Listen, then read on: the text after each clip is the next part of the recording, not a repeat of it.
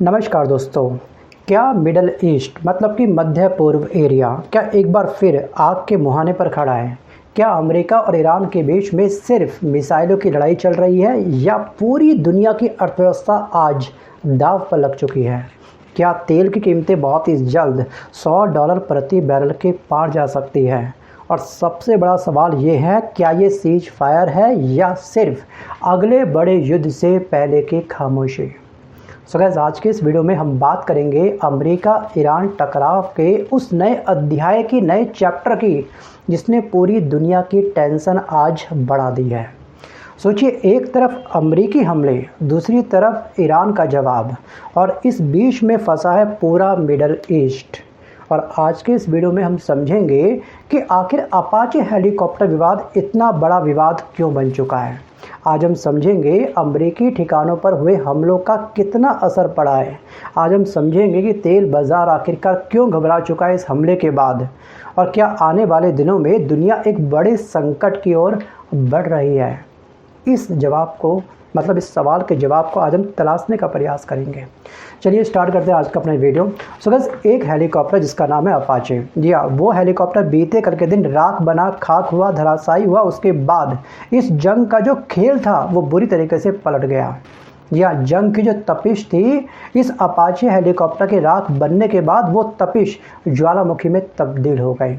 और दोस्तों, किसी भी युद्ध में सिर्फ सैनिकों की मौत या शहरों पर हमले ही मायने नहीं रखते हैं। कई बार एक हथियार का गिरना पूरी दुनिया को संदेश दे देता है, और इसी वजह से पिछले कुछ दिनों से अपाचे हेलीकॉप्टर चर्चा का केंद्र बना हुआ है। और रिपोर्ट्स के मुताबिक एक अमेरिकी AH-64 अपाचे हेलीकॉप्टर चंद घंटों पहले ईरान के द्वारा उसको राख कर दिया गया, उस पर हमला किया गया। और उसके रिवर्स पर अमेरिका भी शांत नहीं बैठा। अमेरिका ने भी ईरान को बिल्कुल कड़ा रिप्लाई करा। मतलब कि इस समय ईरान और अमेरिका के बीच में सर फुटबॉल, जूतम पेजार, टॉम एंड जेरी का जो जंग है वो हमको साफ साफ दिखाई दे रही है।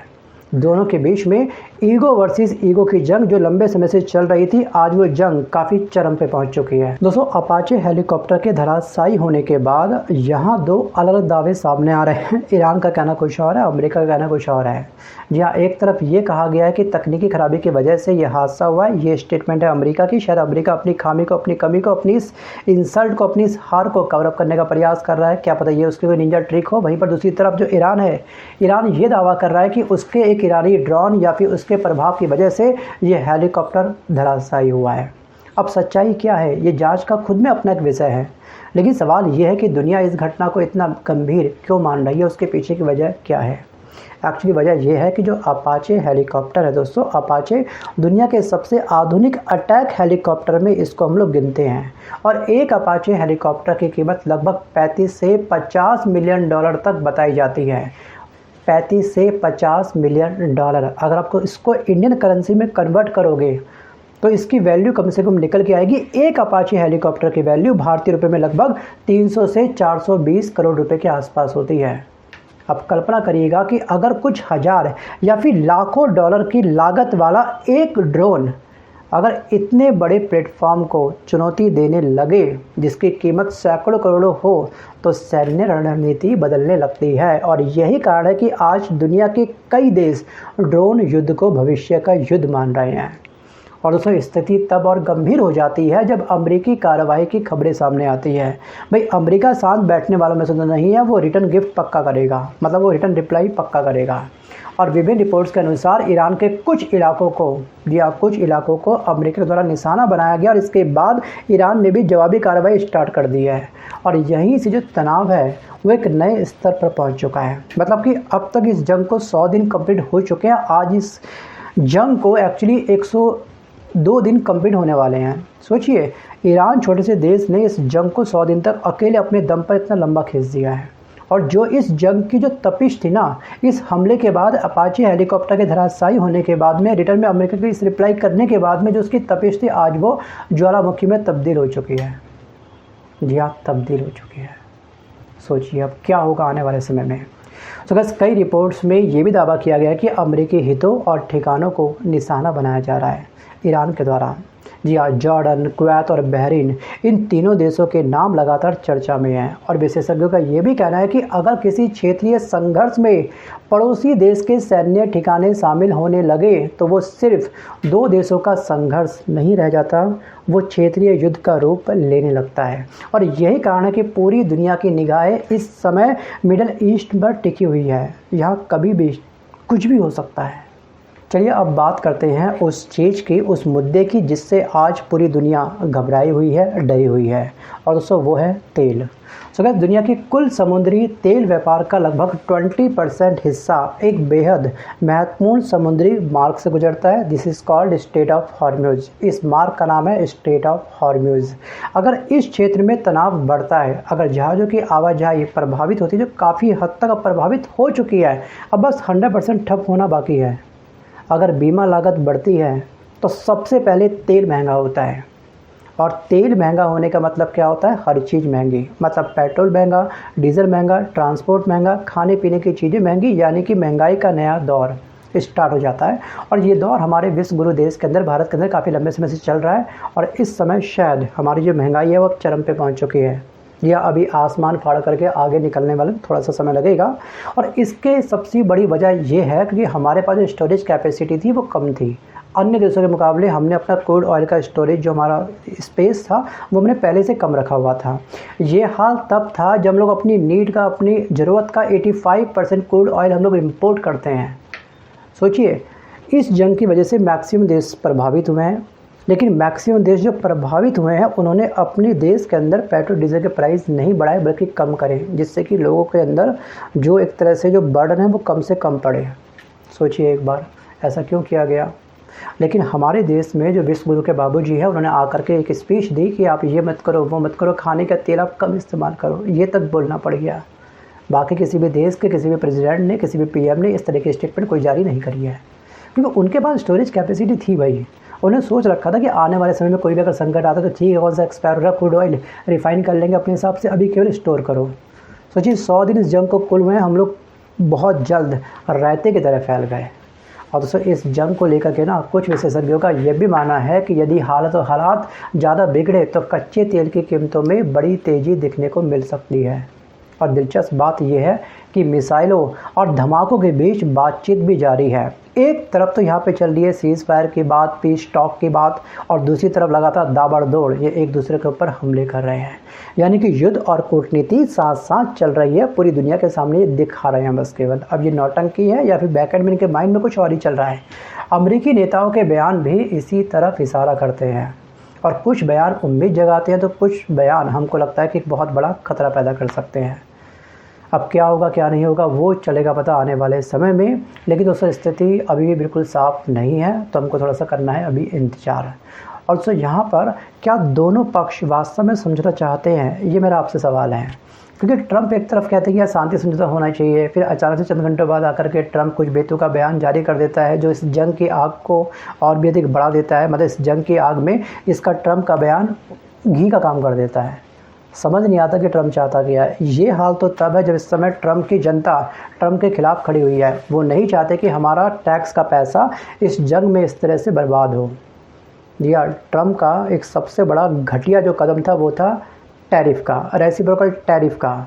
इस टैरिफ के बाद में जो उसके दोस्त मित्र जो देश थे वो भी इसके अगेंस्ट हैं इस समय। सोचिए नाटो के तमाम संगठन भी इसका साथ नहीं दे रहे हैं ट्रंप का। अगर आज की डेट में इलेक्शंस हो जाए अमेरिका के तो शायद ट्रंप को एक वोट भी प्राप्त ना हो, सोचिए। लेकिन फिर भी लगातार इसकी ईगो, इस समय ट्रंप की ईगो काफ़ी चरम पे है ना, तो इसकी ईगो ही इस जंग को इतना लंबा खींच रही है। अगर ये चाहे तो तरीके से शांति समझौता कर सकता है। लेकिन एक बात यहाँ पे ये है कि ईरान भी ना इस समय अंगद का पैर बना हुआ है। अंगद का पैर बोले तो टस से मस नहीं होना चाहता है। तमाम जो इसकी शर्तें हैं उस किसी भी शर्त पर ये कॉम्प्रोमाइज़ करने के लिए तैयार नहीं है। सोचिए ईरान वो छोटा सा देश था जिसकी हम लोग कल्पना नहीं कर सकते थे कि वो अमेरिका को कभी टक्कर दे सकता है। हमको ये लगा था स्टार्टिंग में शायद कि ईरान 3-4 दिन में ढेर जाएगा, अपने घुटने टेक देगा। लेकिन ईरान ने, सोचिए, बिना न्यूक्लियर पावर वाले देश ने इस समय दुनिया के सबसे टॉप कंट्री को टक्कर दिया है। उसके सामने अपनी शर्तें रखी हैं, भैया आप मेरी शर्तें मानो, ठीक है, शर्त पर साइन करो, फिर मैं जाकर के इस जंग को स्टॉप करूंगा। शर्त इसकी वही यही थी कि आप मुझे न्यूक्लियर पावर बनने से नहीं रोकोगे, जो मेरा एनरिचमेंट है 60% उसको मैं सरेंडर नहीं करूंगा, और दूसरी इसकी शर्त ये थी कि फ्यूचर में आप मेरे ऊपर कोई भी हमला नहीं करोगे। थर्ड इसकी शर्त सिंपल सी ये थी कि जो मेरा नुकसान हुआ है इस जंग में, फाइनेंशियली मेरा लॉस हुआ है, उसकी आप भरपाई करो। और इसकी एक नई शर्त और स्टार्ट हो चुकी है स्टेट ऑफ हॉर्मुज़ को लेकर के कि भैया मैं यहाँ पर सर्विस टैक्स लूँगा। और बहुत ही जल्द, शायद कल या परसों के बीच में, ईरान अब इस स्थान पर सर्विस टैक्स लेना स्टार्ट कर देगा। पहले इसका प्लान था टोल टैक्स का, बट समुद्री नियम ये कहते हैं कि किसी भी देश के पास से अगर कोई भी जलपट्टी गुजर रही है तो वो देश उस पर कभी भी टैक्स वसूल नहीं करेगा। हाँ, अगर आप सर्विस प्रोवाइड कर रहे हो किसी देश के शिप को, ठीक है, नेविगेशन दे रहे हो या कुछ अदर सर्विस को प्रोवाइड कर रहे हो, तो आप सर्विस टैक्स ले सकते हो। तो अभी हाल ही में पहले इसका टोल को लेकर के ईरान के संसद के अंदर एक बिल पास हुआ था, प्रस्ताव पास हुआ था, लेकिन अगर देखा जाए तो समुद्री नियम कुछ और कह रहे थे। अब यहाँ पर ये ईरान एक सर्विस टैक्स लेके आ रहा है बहुत ही जल्द। अगर सर्विस टैक्स इसने स्टार्ट कर दिया, रेवेन्यू जनरेट करना स्टार्ट कर दिया स्टेट ऑफ हॉर्मुज़ से, जहाँ पे डेली के कई जहाज़ गुजरते हैं, सोचिए 20% पूरे वर्ल्ड की नीड का 20% क्रूड ऑयल गुजरता है, तो बहुत ही जल्द शायद ईरान दुनिया का सबसे शक्तिशाली देश बन जाएगा, क्योंकि पैसा किसी भी देश की सबसे बड़ी ताकत होती है। जी हाँ, और बहुत ही जल्द शायद इस समय ईरान इतना टॉप देश बन जाए कि वो अमेरिका को भी पीछे छोड़ दे। और ये बात इस समय अमेरिका को बिल्कुल भी गवारा नहीं है, और वो चाहता है कि किसी भी हालत में मैं किसी भी तरीके से इस ईरान को कमज़ोर कर दूँ with the help of Israel. वैसे जंग थी दोस्तों, ये क्या थी, इजराइल और ईरान की जंग थी। इसमें फालतू में जो है अमेरिका इस समय कूद पड़ा। एक तरफ जंग चल रही है रूस यूक्रेन के बीच में, वहाँ पे इसने अपनी टांग फंसा रखी है। मतलब अमेरिका का एक बहुत बड़ा जो पैसा है ना, जो टैक्स का पैसा, जो जनता पैसा दे रही है, वो इस जंग में ये ट्रम्प की जो ईगो है वो पैसा बहा रहा है अपना बिंदास तरीके से। और इसी वजह से अमेरिका के अंदर महंगाई इस समय चरम पर है और लोगों की जो बाइंग कैपेसिटी है वो कमज़ोर हो रही है। और ध्यान रखिएगा कि अमेरिका में हर इंसान अमीर नहीं है, गरीबी हर देश के अंदर होती है, चाहे वो देश ताकतवर हो चाहे वो कमज़ोर देश क्यों ना हो। चलिए वापस आते हैं फिलहाल टॉपिक की तरफ। सो गाइस, अब दुनिया की अगले 72 घंटों पर नज़र टिकी हुई है और उसका जो रीज़न है बिल्कुल क्लियर है। अगर जवाबी हमले रुकते हैं, अगर बयान नरम पड़ते हैं, अगर बातचीत आगे बढ़ती है, शांति बातचीत अगर आगे बढ़ती है तो तनाव कम हो सकता है, जिसके चांसेस काफ़ी कम लग रहे हैं। लेकिन अगर किसी भी पक्ष की तरफ से बड़ा हमला हुआ, अगर किसी अमेरिकी ठिकाने को भारी नुकसान हुआ, अगर किसी महत्वपूर्ण ऊर्जा ढांचे को निशाना बनाया गया, तो हालात तेज़ी से बिगड़ भी सकते हैं। और फिर केवल मिडल ईस्ट नहीं बल्कि पूरी दुनिया इसका नेगेटिव इम्पैक्ट महसूस करेगी। और दोस्तों, इतिहास हमें एक बात बार बार सिखाता है, युद्ध शुरू करना काफ़ी इजी होता है, आसान होता है, लेकिन उसे ख़त्म करना सबसे मुश्किल काम होता है। और आज मिसाइलें चल रही है मिडल ईस्ट में, कल बाज़ार गिर सकते हैं, परसों पूरी दुनिया महंगाई का बोझ उठा सकती है। इसलिए सवाल सिर्फ अमेरिका और ईरान का नहीं है, सवाल पूरी दुनिया का है। क्या कूटनीति जीत पाएगी, सवाल ये है, या फिर बारूद की आवाज़ शांति की बातचीत को दबा देगी। अब इस पर आपकी क्या राय है? क्या आने वाले दिनों में समझौता होगा या फिर मिडल ईस्ट एक और बड़े संघर्ष की तरफ बढ़ सकता है? थिंक अबाउट इट, कमेंट करना मत भूलिएगा। सो गाइस, आज के इस वीडियो में बस कर इतना ही। मिलता है जब तक नए वीडियो के साथ, तब तक के लिए धन्यवाद।